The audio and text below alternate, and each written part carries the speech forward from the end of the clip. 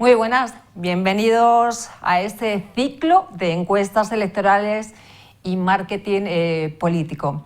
Un programa, un espacio que se hace en el plató de la Universidad Europea y que realizan los alumnos dirigidos por Javier Pérez en la asignatura de realización. Hoy tenemos a un invitado muy especial, un invitado que nos va a hablar de todos los entresijos que existen en las encuestas electorales, y para ello tenemos al representante de una de las empresas más importantes en cuanto a encuestas electorales se refiere. Hablamos de Narciso Michavila. Muy buenas, Narciso. Muy buenas, gracias por la invitación de la Universidad Europea. Pues él es el presidente de GAT3, es una empresa de asesoramiento, podemos decir, investigación, política, más que política, política. Social. Exactamente, asesoramiento social, investigación, mucha investigación social, el core business, es decir, nuestra esencia es la investigación, tanto en encuestas como en cualitativo. Sí. Tenemos sede en Madrid y en Bogotá y por lo tanto, y hoy día en un planeta global, para que nos hagamos idea, pues desde Madrid, desde Bogotá, en este momento, a estas horas, estamos entrevistando en más de 15 países. Pues más de 15 países, y para que Narciso Michavila haya venido aquí a la Universidad Europea, al plató de Europea Media, hemos tenido que contar con la ayudita de Fernando Martínez Maillo. Muy buenas, Fernando. Hola, Rosa, muy bien. Fernando sí que es un habitual de la Universidad Europea y senador del Partido Popular, y quién mejor que tú para estar y acompañarme, ¿no?, en esta entrevista que vamos a tener con el maestro. Tiempos muy convulsos, señor Michavila. En estos tiempos en los que se mueven, tiempos convulsos, incluso yo creo para las encuestas electorales, ¿no? Sí, a ver, es verdad que vivimos en épocas muy cambiantes, muy intensas. Hablamos de electorado líquido, ¿no?, en una sociedad líquida, no solo en España, y luego hay momentos de convulsión. Y es cierto que en España, de forma muy especial, estamos viviendo momentos, y además incluso de resultados sorpresivos, como pasó en las últimas elecciones municipales y autonómicas, y luego en las elecciones anticipadas generales, ¿no? Pero vamos, es que hay pocos países que no estén teniendo cierta intensidad, ¿no?, en sus movimientos en todo el planeta. Pero esto no quiere decir que, aunque cambie mucho, tengamos un electorado líquido, sorpresivo, indeciso, sea difícil conocer la sociedad. ¿Qué nos preocupa a la sociedad actual, a la sociedad española hoy día? Bueno, yo lo primero que diría es que hay que diferenciar muy claramente de preocupaciones que salen en los medios de comunicación y de preocupaciones reales de los ciudadanos.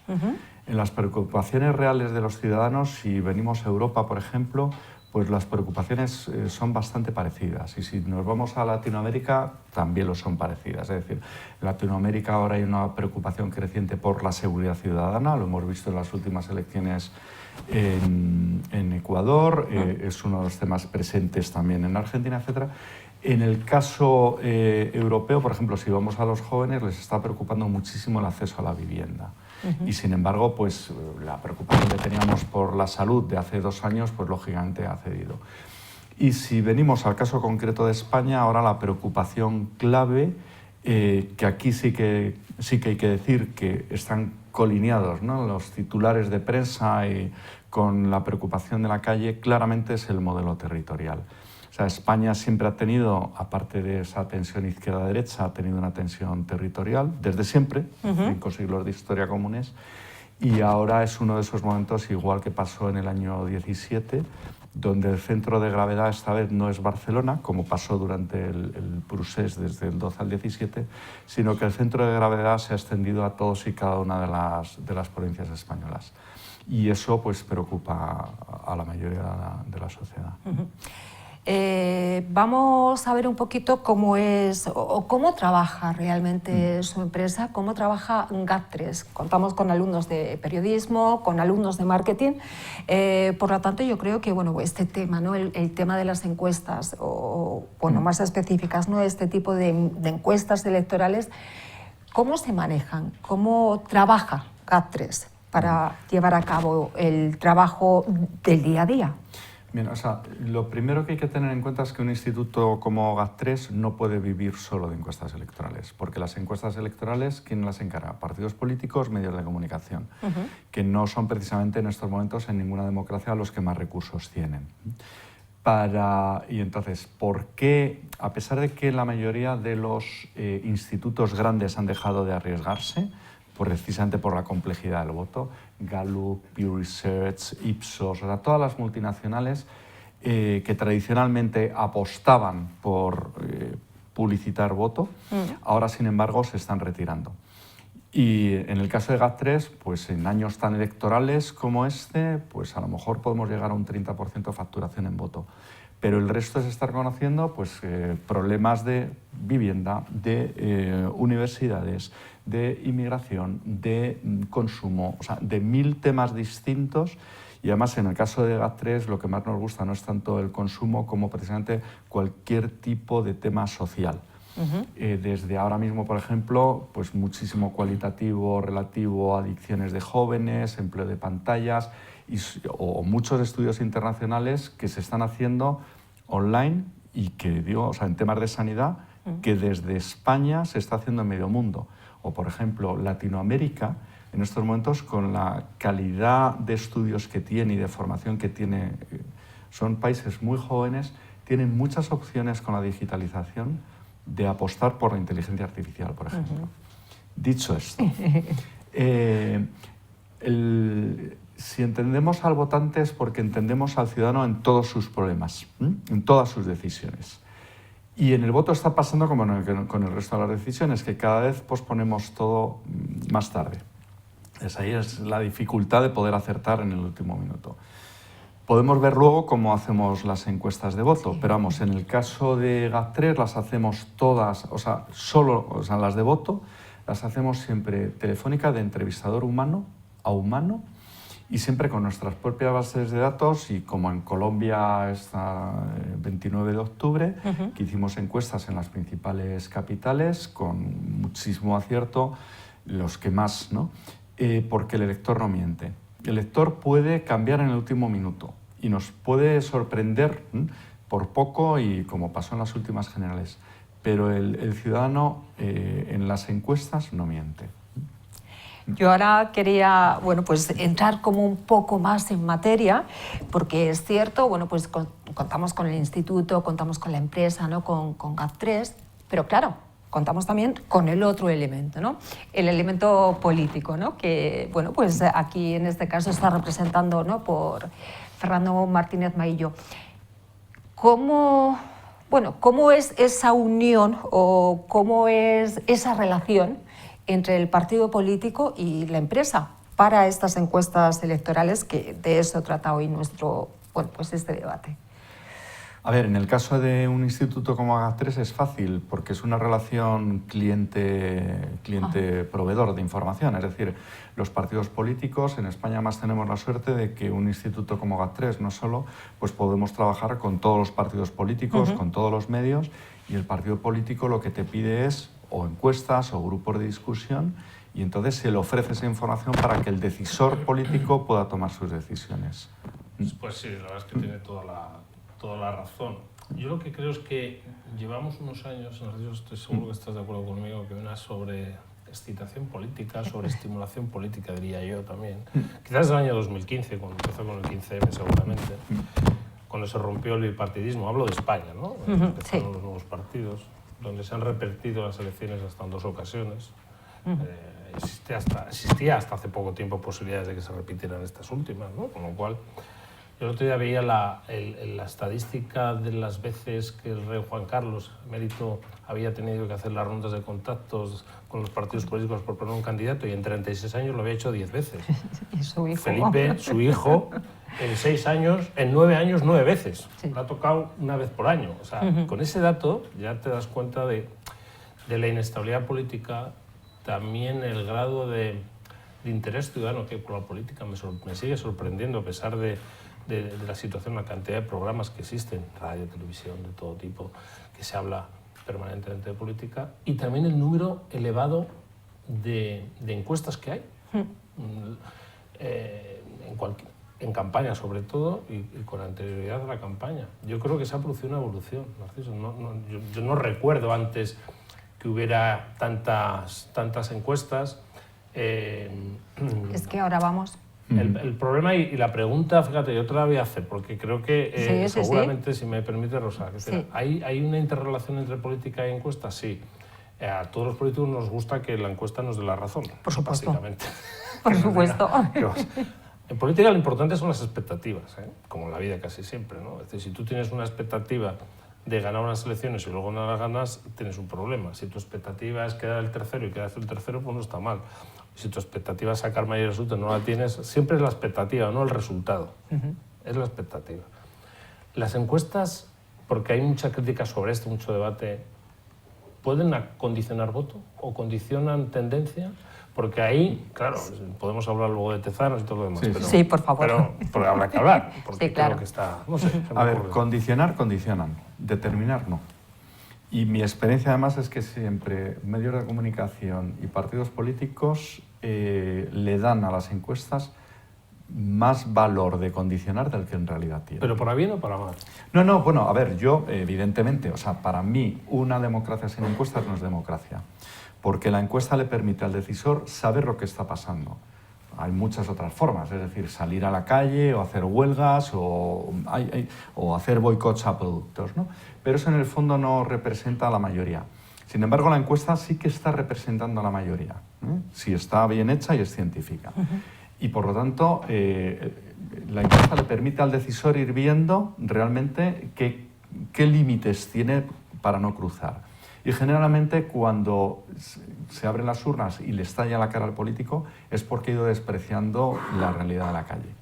Pero viene al revés igual, es decir, si solo podemos votar cada 4 años, además muy pocas opciones, entonces al final, ¿qué democracia es esa? O sea, la encuesta es la que permite que en cada momento se esté diciendo si tú quieres que los decisores vayan por aquí o vayan por allá. Y condicionan, claro que condicionan, como una campaña electoral, como un debate electoral, como todo condiciona. Pero si esa democracia es libre y es sana, pues habrá distintos encuestadores que además, en el caso de España, la enorme suerte que tenemos es que como hay en este terreno elecciones todos los años varias, al final el ciudadano no es tonto y sabe quién está fallando sistemáticamente, porque cuando aplicas ciencia te puedes equivocar una vez, pero vuelves a aplicar ciencia y vuelves de nuevo a acertar, como nos ha pasado en GAT3. No siempre hemos colado el penalti en la final, pero si te entrenas y tal, tienes que volver a colar el penalti. Y sin embargo, el que no hace ciencia, y hay gente que no hace ciencia, alguna vez a lo mejor le entra el penalti.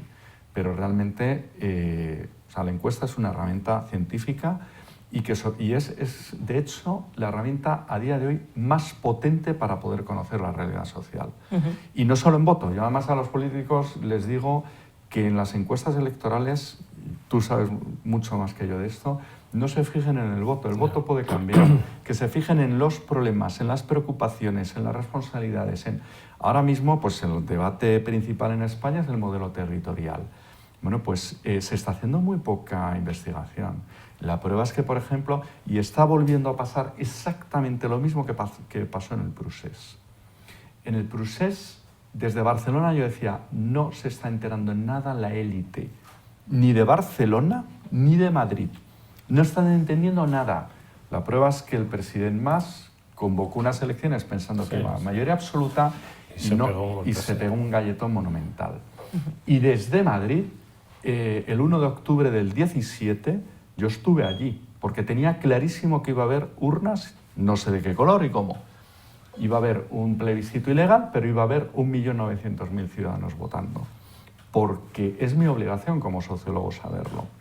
Bueno, pues en estos momentos hay decisiones que se están tomando en contra de la información científica que le estamos haciendo llegar a los decisores.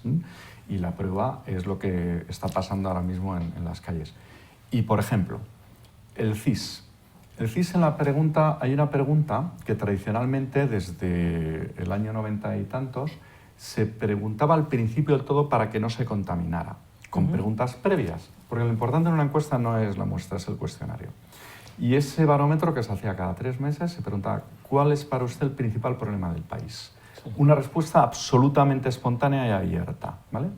Bueno, pues cuando hace 3 años el titular fue el principal problema del país son los políticos, quien preside el CIS, que es un político, José Félix Tezanos, decidió partir esa respuesta en 3. Sí, y ahora uno entra en el barómetro de noviembre y ve los partidos políticos, algunos partidos determinados, el gobierno y los partidos políticos. Claro, lo ha partido en 3, con lo cual ya no aparece como el primer problema.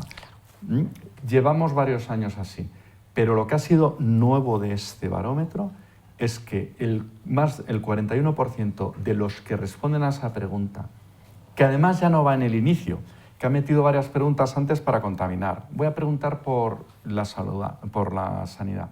Voy a preguntar por el cambio climático. Eso sabemos perfectamente que si la cabeza del entrevistado va a preguntar por agua y la escasez de agua, pues luego, ¿qué problemas hay en...? Pues escasez de agua, ¿no? Es lo que te sale espontáneo. Bueno, pues el 41% es la primera vez que pasa en toda la historia del CIS, va al concepto otros. Nunca el concepto otros superaba el 5%, porque son temas menores, pues somos todos tantos que al final... Y curiosamente ese 41% se dispara sobre todo fuera de Cataluña, se dispara en aquellos que tienen un mayor sentimiento de integridad territorial, etc. Por lo tanto, con nuestros impuestos se está pagando un barómetro donde se está ocultando la información al ciudadano de que el principal problema del país con el barómetro es precisamente los pactos que está habiendo ahora mismo territoriales. Tampoco se pregunta por la amnistía, por ejemplo.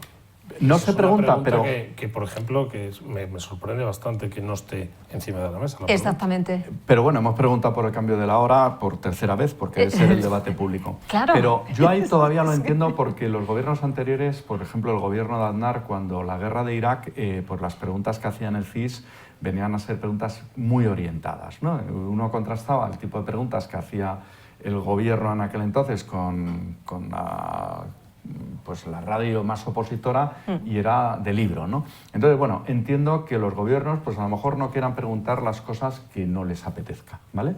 Y que no quiera preguntar en este momento qué piensa la mayoría de los españoles sobre la amnistía a unos políticos en concreto y precisamente porque necesite su apoyo en concreto para seguir apoyando presupuestos y hacer todas las leyes.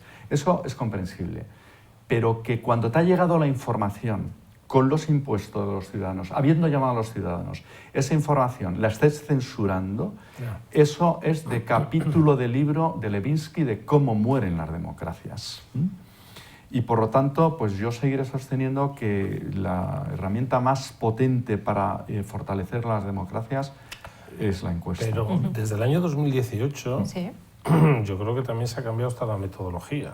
Se ha cambiado todo, es que no se ha dejado nada. Me parece muy relevante, porque depende cómo sea la metodología, también el resultado puede ser uno u otro, ¿no? Entonces, es decir, la diferencia entre el voto directo, voto más simpatía, tal. Yo creo que esto podría explicarlo Narciso algo porque me parece muy relevante. Sí, pero fíjate, yo con todo esto que estamos hablando, bueno, pues dependiendo de la pregunta, dependiendo si es más directa, más indirecta, bueno, pues dependiendo de todo.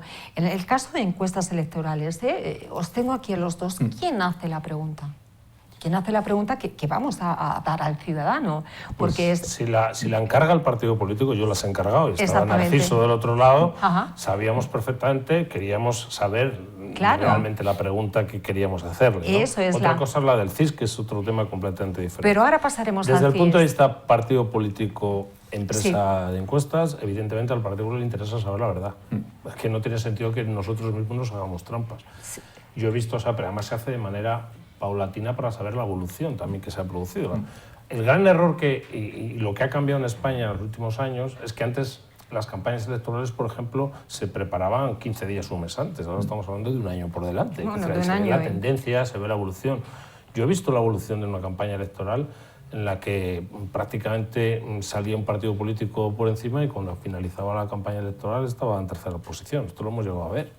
¿Por qué? Porque los ciudadanos cada vez, como dice Narciso, cambian el sentido del voto, lo cambian, lo modifican o no lo deciden hasta el final. Los últimos días, las cosas que pasan los últimos días. Cómo van las encuestas también toma su decisión en función de cómo vaya la encuesta. También genera miedo en determinadas circunstancias. Es decir, hay muchas cosas que cambian, por eso las encuestas tienen tanta importancia hoy en día. Ha cambiado tanto en España en los últimos años y las encuestas y esa relación entre partidos políticos y empresas, sinceramente, es una relación muy estrecha. Pero los primeros interesados en saber la verdad somos nosotros. Sí, las preguntas decías. En GAT3, la semana que viene presentamos 3 encuestas diferentes. Bueno, 4, porque al ser la investidura esta semana, pues con el grupo Mediaset, precisamente, pues Mediaset nos propondrá unas preguntas para, precisamente, a raíz de la investidura, ver qué piensan los españoles y tiene que ser, evidentemente, una muestra representativa de toda la sociedad española. Esas preguntas las propone el cliente, en este caso Mediaset. Nosotros, ¿qué es lo que tenemos que hacer? Mira, por ejemplo, un estudio en 7 países sobre valores de juventud. Muy interesante. Pues como son 7 universidades en todo el planeta, Filipinas, Kenia, Reino Unido, España, Italia, Brasil México y Argentina, pues claro, ellos proponen las preguntas, pero nosotros como técnicos lo que tenemos que hacer es sugerirles cómo hacer el orden de las preguntas, cómo determinadas preguntas no se entienden, cómo, sobre todo, fundamentalmente, los cuestionarios es la clave, ya lo he dicho. Hay que recortar muchísimo. O sea, todo el mundo cree que todo el mundo entiende todo y que hay que hacer una tesis doctoral en cada pregunta. Al final tienen que ser muy breves. Bueno, pues lo plantea el cliente, igual que en el voto, ¿vale? Y los institutos lo que tenemos que hacer es ayudar precisamente a que el cuestionario sea comprensible. La semana que viene presentamos una sobre gripe, otra sobre empleo de dinero efectivo y otra sobre, ya se presentó en Valencia, ahora se presenta en Madrid, sobre la imagen de los empresarios en el conjunto de España. Pues eso es siempre un trabajo entre el cliente que sabe de su tema, de gripe o del dinero en efectivo, y luego los institutos. Yo voy a dar 2 titulares que he leído sobre GAT3. Una de ellas hablando de encuestas electorales, y es que GAT3 logra, ¿no?, la mayor precisión en las encuestas sobre las últimas elecciones regionales. En Colombia. No, hablo de España. Y en España también, España. Sí, bueno, es que en las autonómicas, claro, sí. En las exactamente, autonómicas, hablo autonómicas y municipales, sí. Y luego, de repente, llega el 23 de julio. Exactamente. ¿Qué ocurre el 23 de julio con GAT3? Sí. Mira, mayo, salvo Orense, que estaba rarísimo para la televisión gallega, y luego el último escaño en Barcelona, el resto, todo lo publicado en todas las comunidades, incluso mucho no comunicado, porque trabajamos con muchos partidos políticos y luego se les entrega, ¿no?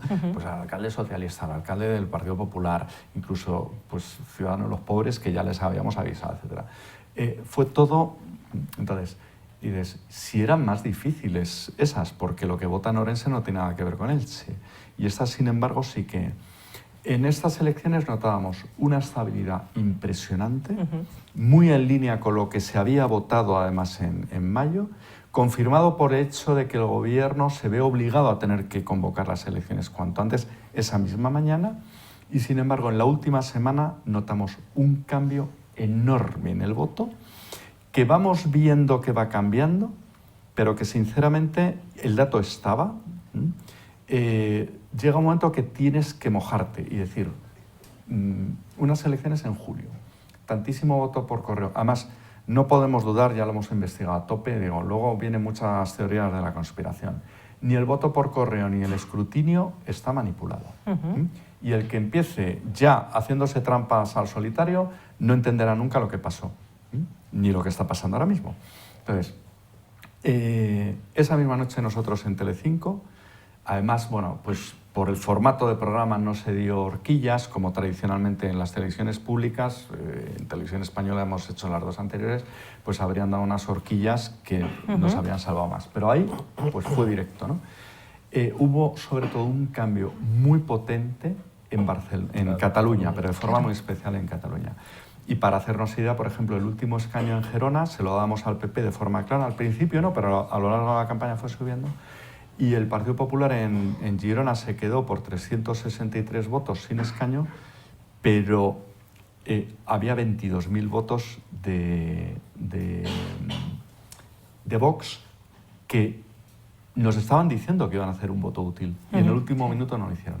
Y luego, sobre todo, por ejemplo, en Barcelona hubo 200.000 votantes que eligieron al senador de su partido tradicional, que es Esquerra Republicana de Cataluña, pero hicieron voto útil hacia el PSC. Porque al Congreso. En la lista del Congreso votaron a la lista encabezada por Meritxell Batet. En la encuesta te dicen que van a votar a Esquerra, porque es su partido. Siempre la han votado y, de hecho... Pero cuando llega el momento, el votante catalán además es el más estratégico. Esto se está extendiendo en toda España, ¿no? Pero es el más estratégico. Fue capaz de decir al Congreso y, sobre todo, operó, igual que en el 2016, operó un miedo a un extremo, que en aquel caso era Pablo Iglesias, y entonces el Partido Popular se disparó a 137 por encima de lo que estábamos dando en las encuestas. En este caso operó un miedo al otro extremo, que era pues un Abascal de vicepresidente.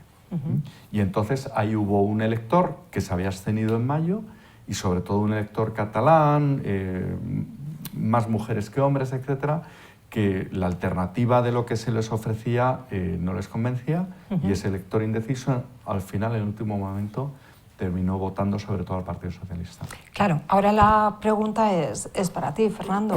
Después de estar, bueno, pues durante bastante tiempo, ¿qué vais a ganar? Mayoría...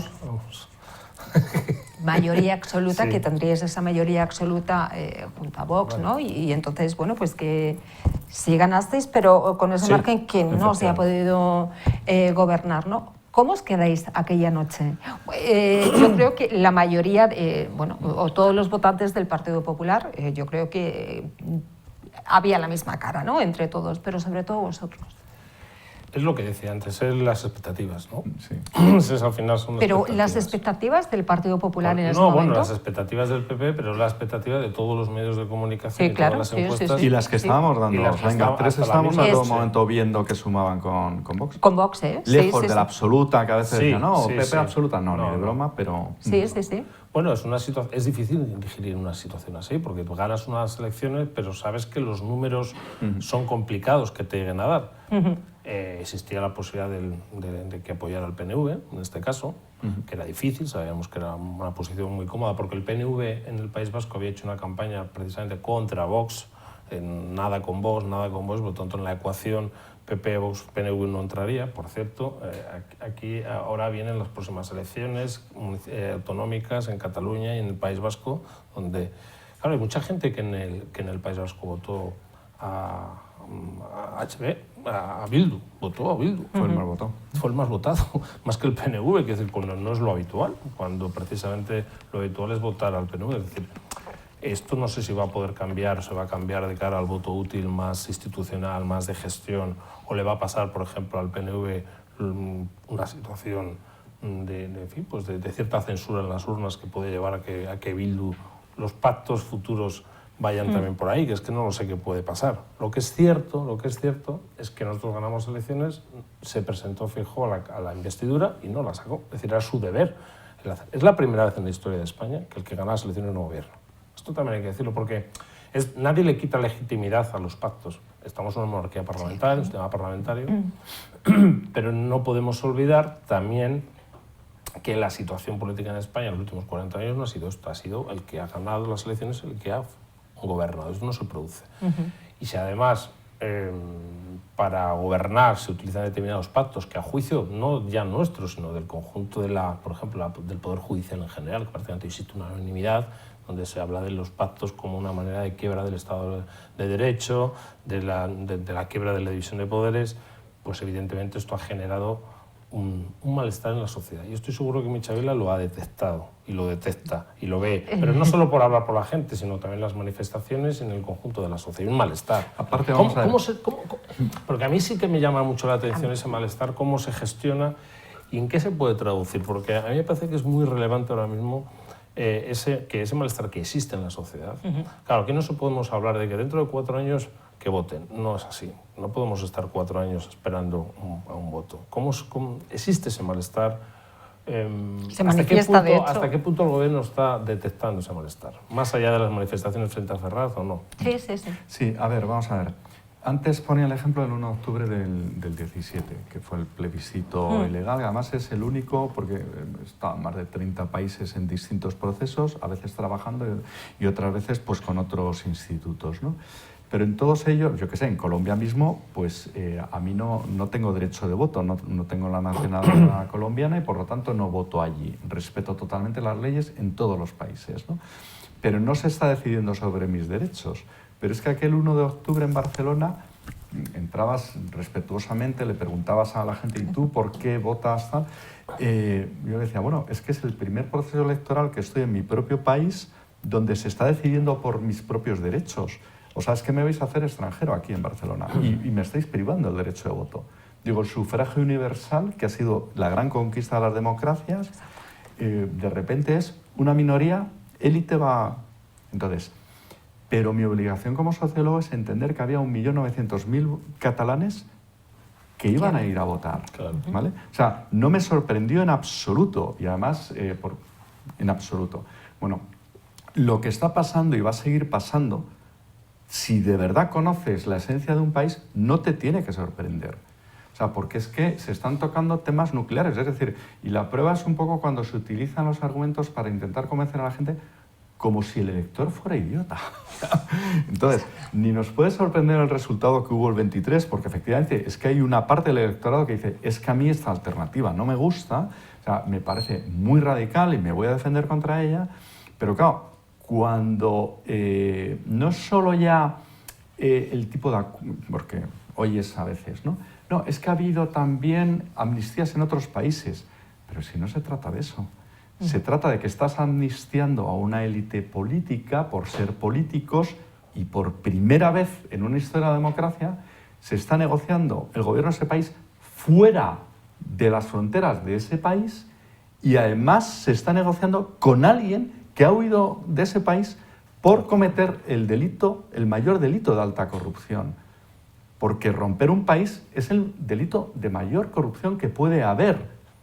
Porque no robar un poco no es los ERES o todos los delitos de corrupción que han podido cometer todos los partidos políticos, el PP el primero. No, es robar todo a todos y para siempre.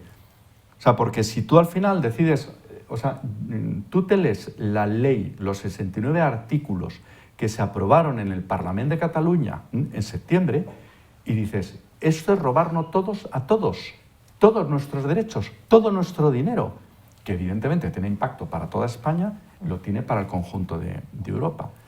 Entonces, no hace falta saber mucho de historia de España, de sentimientos de la bandera, de sentimientos de complejo, tal. No hace falta en Cataluña saber mucho qué imagen tienen los votantes catalanes de Hospitalet, de Santa Coloma, de Sant Andreu, etcétera, ¿vale? Sobre Puigdemont y compañía, para saber cómo va a impactar en el voto.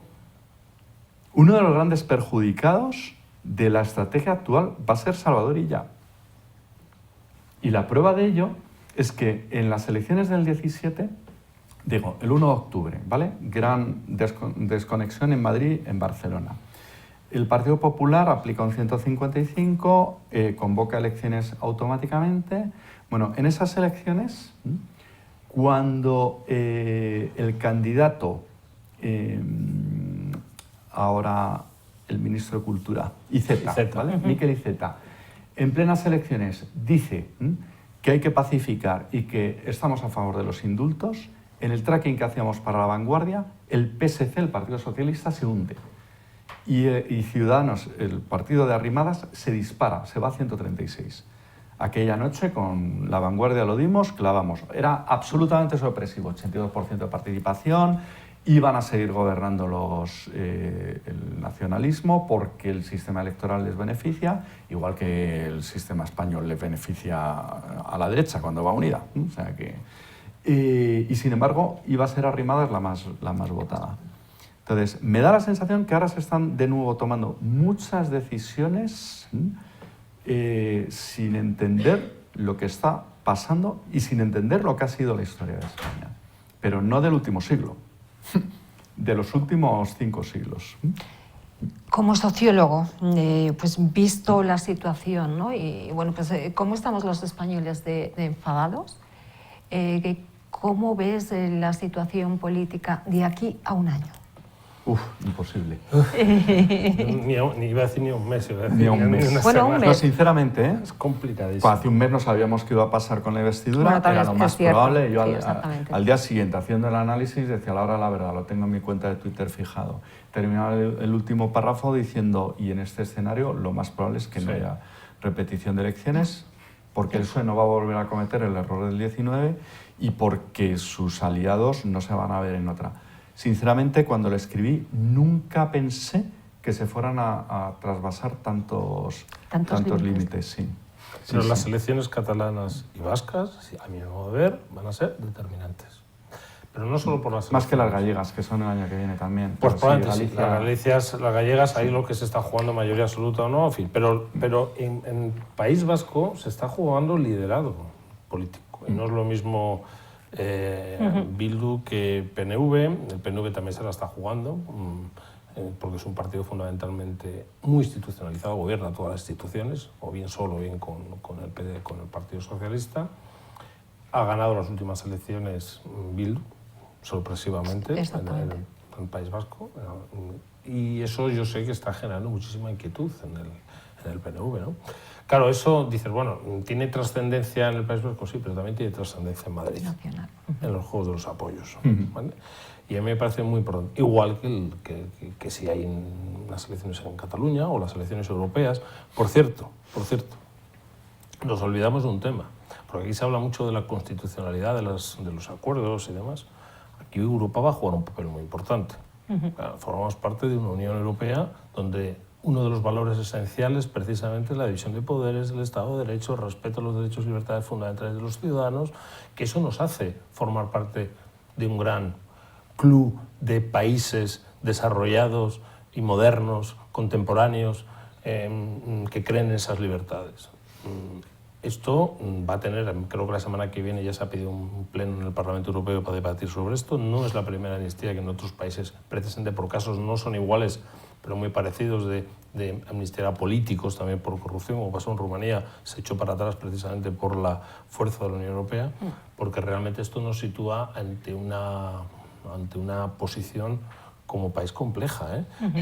Yo la semana pasada estuve en Bruselas, en la Comisión de Libertades, de Justicia del Parlamento Europeo, hablando de otras cosas, y ahí había preocupación. Porque aunque la Unión Europea en su origen fue una unión basada en lo económico, la parte esencial precisamente de la Unión Europea son los respetos a los derechos y libertades fundamentales, separación de poderes en el Estado de Derecho. Sin eso no existe Unión Europea. Son las democracias liberales. Y por eso yo creo que Europa, y hay elecciones también europeas. Estamos hablando de que, como yo decía al principio, la fuerte dimensión política que está adquiriendo ahora nuestro país, que existe mucha atención por lo político, en este próximo año va a seguir existiendo. No sé si seguirá habiendo las mismas manifestaciones, probablemente no, porque es muy difícil mantener un nivel de excitación colectivo tan alto, pero la fractura que puede haber a nivel institucional va a seguir existiendo, y va a seguir habiendo una atención mediática muy fuerte, y lo que pase en las europeas, y especialmente, insisto, en el País Vasco, sinceramente, yo no sé qué va a pasar, Narciso, pero ahí va a ser muy... Y luego los acuerdos postelectorales, porque ahí va a ser también otra de las claves de qué es lo que va a pasar. No nos olvidemos que el PP ahora mismo no está gobernando con Vox porque el PNV se rechazó ese acuerdo. Y el PNV ha estado gobernando con el Partido Popular tanto en el año 96, bueno, yo viví cuando con Mariano Rajoy nos aprobaron los presupuestos. Ese día estaba yo delante cuando Ortúzar le llamó a Rajoy diciéndole que aprobara los presupuestos. Estábamos en una comida Fuimos al Parlamento, al Congreso Pro, y la semana siguiente hubo una moción de censura apoyada por el PNV. No es la primera vez que cambio de opinión. Yo lo dejo ahí, ¿eh? No es la primera vez que cambio de opinión. ¿Es verdad? ¿Esto es así? Sí, a ver, hay un tema, yo creo que cualquier analista lo reconoce. La situación ahora será mejor o peor, pero el principal responsable de la situación que hay ahora mismo es el PNV. Que hay que entenderlo también, o sea, cada uno hay que ponerse en su situación para entender las decisiones, ¿no? El PNV tenía pánico cuando las encuestas, y luego avalado por todo el histórico, de que quien llegara al gobierno fuera Ciudadanos, fuera Albert Rivera, que era, pues en su programa electoral estaba a terminar con los fueros de Navarra, con los privilegios fiscales vascos, etc. El cupo. Claro, el cupo. Y entonces dice, bueno, a toda costa, ¿no? Entonces, la forma de poder cortar ese ascenso de Ciudadanos es la moción de censura. Pero al final, PNV no es solo estas generales. Es que en las municipales, en las dos, ha perdido 140.000 votos, ¿no? Y entonces va a tener muy complicado, porque además el votante joven en Euskadi no ve a ETA como se está viendo en el resto de España, sobre todo la generación más mayor. Y esto pasa en Colombia, por ejemplo. Colombia también, claro. En Perú, pues la población más mayor en Perú o en Colombia ven el terrorismo con una visión muy diferente porque lo sufrieron. Y ahí además las cifras son, o sea, si España fue terrible, hubo más de 800 víctimas, en estos países decenas, cientos de miles, ¿no? Y sin embargo el joven que no ha vivido eso, es que ni se imagina que en Lima, Sendero Luminoso, pues cometiera las atrocidades que cometió. Claro. Y para el peruano, Y lo mismo pasa con las dictaduras militares de Argentina, de Chile, pues los más mayores tienen una imagen, ¿no?, de lo que pasó en aquel entonces que no tiene nada que ver con los más jóvenes. ¿Por qué hay más cambios en países de Iberoamérica? Porque tiene un electorado mucho más joven.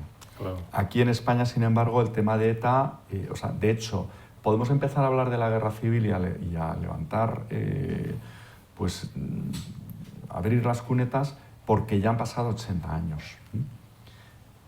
Para que nos hagamos idea, y es irme, pero vuelvo de nuevo, cuando termina la Segunda Guerra Mundial, los propios aliados deciden no abrir para nada el debate de los campos de concentración, precisamente para ayudar a la población alemana a cerrar heridas, ¿no?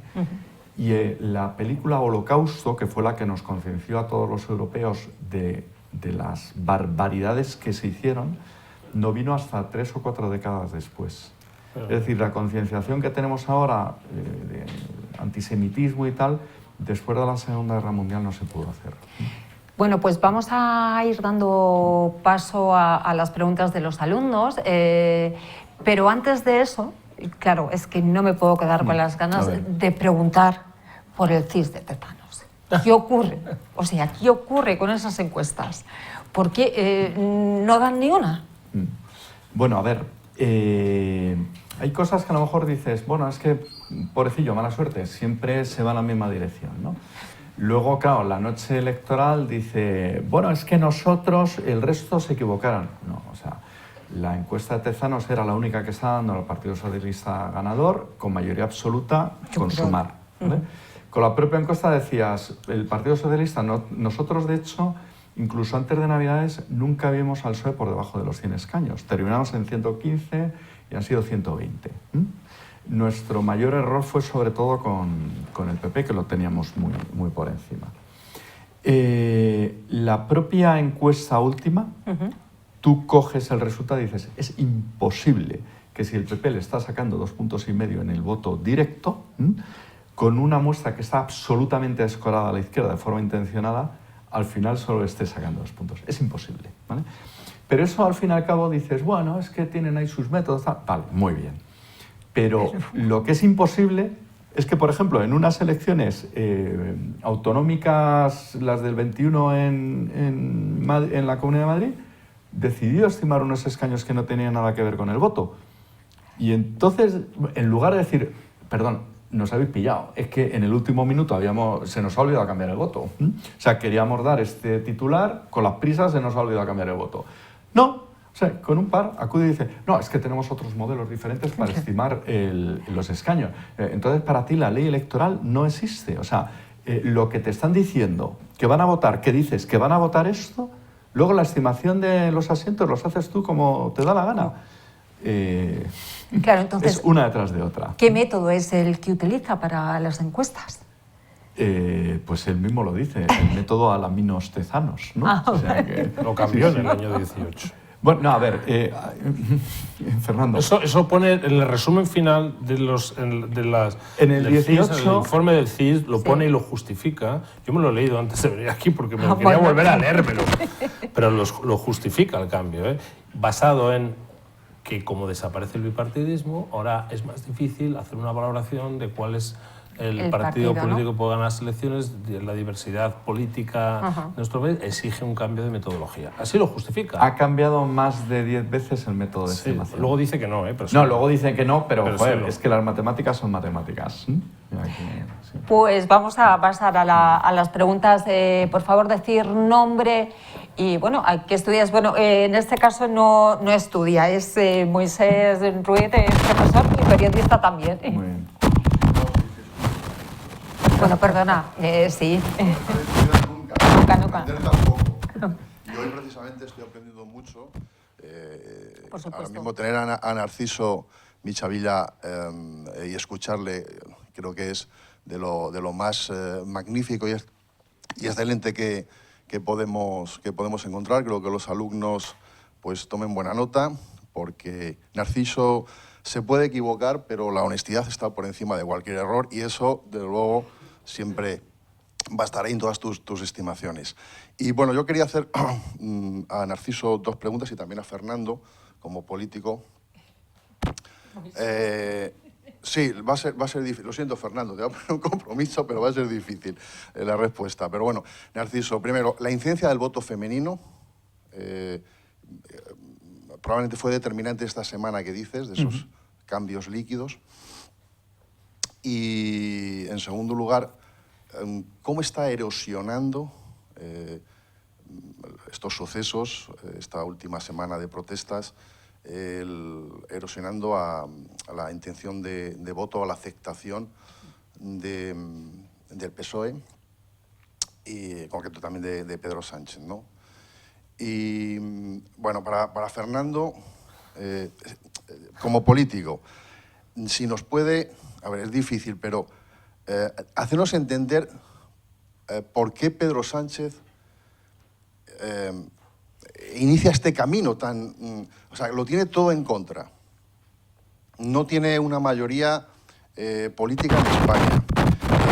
Hay serias dificultades de aceptación social de su propuesta. Y, sin embargo, insiste y parece como que no hay una autocrítica. Digo que, no sé, como político igual puedas entender lo que hay en la cabeza de Pedro Sánchez en estos momentos, ¿no? Bueno, a ver. Pues... A ver, voto femenino. En España está pasando una cosa muy curiosa. Tradicionalmente no había diferencia en el voto hombre-mujer, como puede existir en Estados Unidos, que dentro de las mismas parejas él solía votar republicano y ella demócrata, y era muy normal. Y sigue pasando. En España no, o sea, las diferencias eran más generacionales, pero ahora está pasando sobre todo en los más jóvenes, o sea, en los más mayores no hay mucha diferencia, pero en los más jóvenes, además amplioso hasta los 40 años, la izquierda está perdiendo el voto femenino. Y es verdad, pero por muchísimos motivos, o sea, porque el discurso de la izquierda ya no es el discurso socialdemócrata del PSOE tradicional, sino que ha sido un discurso mucho más radical, ¿no? Se han tomado en muchísimas decisiones, pues desde la ley de violencia de género, el 8 de marzo, cómo se ha planteado la última ola de feminismo, la ley de caza. O sea, hay cantidad de temas que son muy urbanos y que han puesto, o sea, que han hecho en muchos países, pero de forma muy especial en España, que en Madrid, en Andalucía, tal, el 70% de los varones está votando a la derecha. Sin embargo, las mujeres, pues depende, las mujeres jóvenes, ¿vale? En las últimas elecciones, sin embargo, hubo un miedo a ver si estos van a aplicar a mí como mujer y también en las personas LGTB.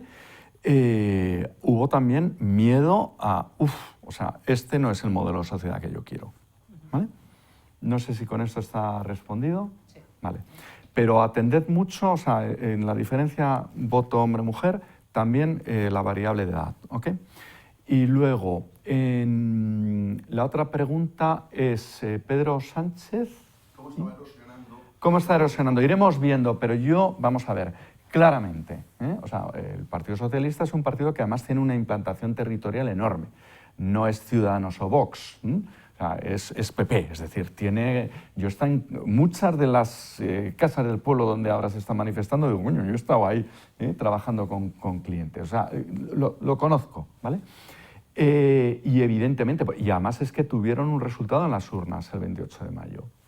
Luego, un resultado mucho mejor de lo que ellos esperaban en julio, que les permite pues, hacer ahora una aritmética un poco forzada. Yo sinceramente creo que el gobierno va a tener que echar marcha atrás en muchísimas de las cosas que le ha prometido a los nacionalistas. Es que es imposible, porque no es ya la calle, o sea, es autodefensa de cada uno de los colectivos.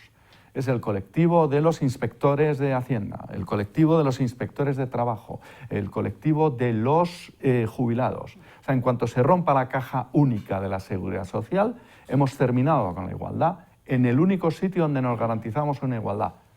Porque en salarios y en esto no la tenemos garantizada, en renta tampoco, en pobreza tampoco, pero en las pensiones sí estaba garantizada.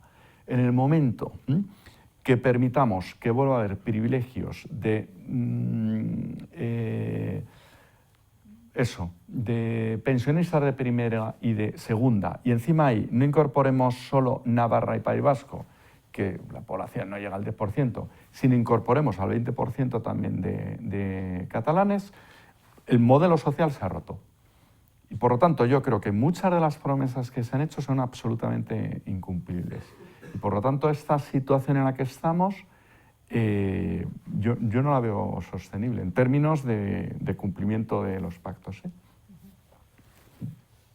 Me pides que me sitúe en la cabeza de Pedro Sánchez. En la de nadie, pero especialmente no tengo ni idea. Yo recuerdo una frase, que además se la repetí a mis compañeros muchas veces. La dijo hace mucho, antes de comenzar la campaña electoral. Y Pedro dijo una cosa que se pasó desapercibida, los medios ni le dieron importancia, pero para mí ha sido la clave de todo este proceso. Y él dijo, seguiré siendo presidente, o algo así, si me sale el puzzle. No me cojáis literalmente, pero fue esa frase, la dijo en el Parlamento. Y es que es así. Es decir, él es un superviviente político, lo ha aprendido así. De alguna manera pues se ha asimilado o se ha mimetizado con la situación política española desde el año 2015. Quizás, si cogemos todos los que estaban en el año 2015 en España como líderes políticos, solo queda él, ¿eh? Sí, sí. Ni Pablo Iglesias, ni Rivera, ni Rajoy, que era el presidente del gobierno, y era Pedro Sánchez. Ni Casado después. O sea, ha quedado, él concibe la política como un ejercicio de supervivencia. Y se ha mimetizado con la situación política española de más de un partido político, eliminación del bipartidismo, fuerte tensión política a todos los niveles, y desde la tensión política es desde donde él ejerce su supervivencia. Claro, hablamos mucho de Vox. Yo creo que el principal aliado que tiene Vox es Pedro Sánchez, sinceramente, es mi opinión. Es mi opinión. Es decir, no digo que lo alimente... o sí, puede ser, pero quiero decir que muchas veces... Yo sí lo puedo decir, pero a ver, igual que vosotros alimentasteis a Podemos... Sí, pero fíjate, claro. Pero es verdad, eso es cierto, pero... Fernando, date cuenta, Vox no entra en las instituciones hasta que Pedro Sánchez no está en la Moncloa. Claro, por eso es decir, Vox se había presentado elección tras elección, se quedaba fuera, y en las primeras elecciones, que fue Andalucía del 18, en diciembre, el 2 de diciembre, las primeras elecciones de Sánchez, y a partir de ahí luego ya llegan los regalos de plena campaña electoral, la exhumación de Franco, es con un propósito pero vamos, es de manual. O sea, al PP le interesa excitar a Podemos, ¿no? Sí, pero con unos límites. Y yo no digo que Podemos lo creara el PP, ni digo que Vox lo creara Sánchez, Pero es verdad porque que Vox es previo. La repetición de las elecciones de 2015-2016, que yo la llevé con otros compañeros, es verdad que Podemos, además las campañas electorales a Podemos se le suele dar bastante bien. Igual que Ciudadanos pegaba al bajón, a Podemos siempre se le daba bastante bien. Era curioso cómo en aquel momento se hablaba incluso del sorpaso, ¿os acordáis? Se hablaba del sorpaso de Podemos a PSOE. Y yo recuerdo que tú y otros nos decíais, cuidado, que al final se puede producir. Hasta el propio PSOE estaba atemorizado porque esa circunstancia se pudiera producir. Y es verdad que si... Bueno, es que quedaron empatados. Claro, si el partido que gobierna o el que gana confronta con el radical, es verdad que ayuda a subirle, esto es cierto. Pero una cosa es la dialéctica y otra cosa es construir tu mensaje político de manera permanente y tu acción política en base a destruir a tu adversario a costa de que las propias instituciones se queden afectadas. Y este es donde estamos en estos momentos. No estamos hablando de táctica, estamos hablando de estrategia. La táctica es puntual, pero muy concreto. En el caso, ahora mismo, en el caso de Sánchez, es una estrategia permanente. Es la suma del puzzle. Ese puzzle, en el cual, en ese puzzle, además de los nacionalistas o independentistas, necesita un PP que no consiga mayoría absoluta y un Vox lo más radicalizado posible. Porque eso, sinceramente, genera miedo. Cuando Vox dijo en campaña electoral que si ganaba y si gobernaba PP y Vox, las calles de Barcelona se incendiarían o algo parecido. Sí. Claro, que aplicaría un 155. Porque claro, o un 155 permanente. Sí. Pero hombre, si el 155 a mí me sorprende porque la gente dice, no, fue débil. ¿Perdón? Cesar a todo un gobierno de la Generalitat que nos guste o no nos guste fue elegido democráticamente. No estamos hablando de las urnas del 1, no, estamos hablando del gobierno, un gobierno autonómico, encima de la Generalitat. Se le cesa, la primera vez en la historia que se había producido, donde se disuelven las cámaras, la cámara en este caso del Parlamento. Y empezamos a dirigir Cataluña desde Madrid. El secretario de Estado de Administraciones Públicas estaba en un hotel, allí en Barcelona, porque teníamos incluso miedo a saber cuál iba a ser la reacción de las segundas escalas en la administración pública. ¿Cuál iba a ser la reacción? Porque no sabíamos tampoco qué se iba a producir, porque tú puedes cesar al conseller, pero luego viene el secretario general. Tampoco teníamos gente suficiente como de confianza para nombrar ahí y sustituir, porque no lo había, porque el PP tiene la dimensión que tiene, y Ciudadanos en aquel momento no tenía tampoco la fuerza, ni tampoco tenía los cuadros para ello, y tampoco podías llegar en avalancha a cambiar absolutamente todo. Claro, es que la situación era compleja, por eso se convocaron elecciones. Pero fue una decisión muy necesaria, pero muy valiente. Yo sigo defendiéndola. Y todo eso ha ayudado pues, a tensar la situación. De toda esa situación política que llevamos viviendo del año 2015, el que más se ha aprovechado de esa situación es Pedro Sánchez, que sigue sumando apoyos para ese puzzle en base a las tensiones de los demás y de las propias. Y por eso está llevando al Partido Socialista, fijaros, a esta situación en la que ni los socialistas de toda la vida se sienten reconocidos. Que es una situación de fuerte tensión interna, que algún día pasará, y el día que pase, seguramente saldrán mucho más socialistas de los que ahora mismo están expresando su voz públicamente en contra de lo que hace, porque en privado te lo dicen, en los pasillos del Senado y del Congreso te lo dicen. ¿Y eso que son? Los que todavía están en el Congreso. Todavía están.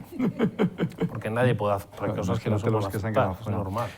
De todos modos, a ver, España, izquierda-derecha, ejes territoriales. Y está pasando como en Italia, por ejemplo, pero de forma muy especial en España, el eje izquierda-derecha se está colineando con el territorial. De forma que el granero de votos del PSOE tradicionalmente estaba en el sur, y con las propias elecciones generales que le permiten a Pedro Sánchez ser investido, gracias a aliados, pero el PSOE, la izquierda, junto a ella Sumar también, está en mínimos históricos en todo el sur de España. Y esa es una tendencia que no ha venido de ahora, no ha traído Pedro Sánchez y tal, sino que llevamos 2 décadas así, que tiene mucho que ver también con el desarrollo social. Es decir, las sociedades van avanzando Y yo qué sé, en Estados Unidos, pues Florida era la más pobre hace un siglo y ahora Florida está muy por encima. Andalucía, dentro de 20 años, bueno, Málaga ya está superando a Barcelona en cantidad de cosas. Y Andalucía, por cómo evoluciona el mundo, va a llegar un momento que tenga mayor renta per cápita que la media española. Y todo eso pues, va a cambiar en el voto. O sea que... Vamos a por la última pregunta porque el tiempo se nos va. Lucía. Sí, yo soy Lucía Cubelos y estudio Periodismo y Comunicación Audiovisual. Y mi pregunta es si creéis que los jóvenes han radicalizado el voto en los últimos años. A ver, el joven tradicionalmente es más radical, sobre todo, o sea, si hablamos en términos izquierda-derecha, sobre todo el varón suele optar por, en cuestiones... Para que te hagas idea, además, como antes habéis hablado hombre y mujer, vuelvo al joven luego, Pero, por ejemplo, en cuestiones de sanidad o de educación, la experta y la que mejor sabe diferenciar pues, cuál es la diabetes tipo 1, tipo 2, suelen ser las mujeres, los hombres no lo sabemos. Y sin embargo, preguntas por el conflicto en Ucrania y el hombre tiene más probabilidades de saber. No en los jóvenes, sino en el conjunto de la sociedad. Y luego el hombre tradicionalmente es más adverso al riesgo y entonces le importa menos apostar por nuevas cosas. La mujer tiende a ser más prudente, más dialogante y en todas las democracias suele apostar por partidos de gobierno, ¿vale? Más tradicionales y se va menos a los extremos. Para que nos hagamos una idea, 70% de Vox es voto masculino, el 60 y tanto % de Esquerra, incluso Unidas Podemos se cambió el nombre porque le votaban el 60% eran varones. Ahora voy a los jóvenes. El joven tradicionalmente vota más opciones, habría que diferenciar mucho el voto femenino del masculino. La mujer empieza a votar mucho antes que el varón porque sinceramente... Tengo 3 hijos varones universitarios, pero el varón tarda mucho en enterarse de qué va la vida, ¿vale? O sea, está muy empanado en esas edades. Y a la pregunta de radical mi generación. Y la de mis padres y la de mis abuelos que ahora la ventaja que tenemos es que podemos llenar las plazas de los distintos sitios o podemos hacer boicots, huelgas, etcétera, pero no hacemos como nuestros abuelos que hace un siglo se estaban matando en las trincheras en toda Europa o estaban... O sea que el voto joven es más radical, pero tiene la suerte de tener pues, encauzados formas para no tener que llegar a la radicalidad de antaño. No sé si te he respondido con esto. Me gustaría, ya para despedirnos del todo, una pregunta, un análisis, pues un titular. ¿Qué va a pasar con las elecciones argentinas? Es que, teniendo en cuenta que el debate, anoche ocurrió el debate que ha sido seguido, pues... Me han preguntado y en Argentina no hago encuesta, con lo cual no puedo... por eso, pero por intuición. Mira, antes de la primera vuelta, lo que decía es, si gana Milei, ¿sí? Lo que hay que analizar no es por qué ha ganado, o sea, no cómo es el personaje Javier Milei. Hay que analizar por qué Argentina llega al punto de votar a alguien como Javier Milei. Y esto... pues, lo llevo a todos lados, cuando Podemos irrumpe y de repente, o cuando Syriza, o cuando Alianza por Alemania, es decir, cuando hay opciones, cuando Trump, cuando el Brexit, cuando hay resultados que nos sorprenden y nos chocan, para poder entenderlo no es el personaje, es cómo está el país. Y es que Argentina en estos momentos pues tiene una inflación, esa la oficial, pero la real ya, es que el precio de esto la semana que viene no se mantiene. Entonces, ante eso, si ganara Milei, que yo no tengo ni idea, porque en este momento creo que Milei tiene opciones por voto ya de protesta, ¿no? El problema es que son 4 años, y de un modelo que sinceramente, de nuevo, ir repartiendo dinero gratis siempre, eso tiene unos límites, ¿no? Sinceramente, si hay algún argentino que lo sepa, que nos lo diga, y si lo acierta le contratamos en A3.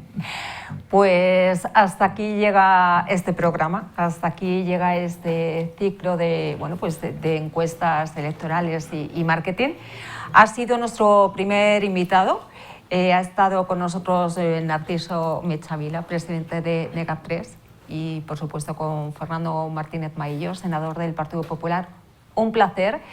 Y volveremos con más encuentros aquí, evidentemente, en la Universidad Europea y en este plató, en el plató de Europea Media.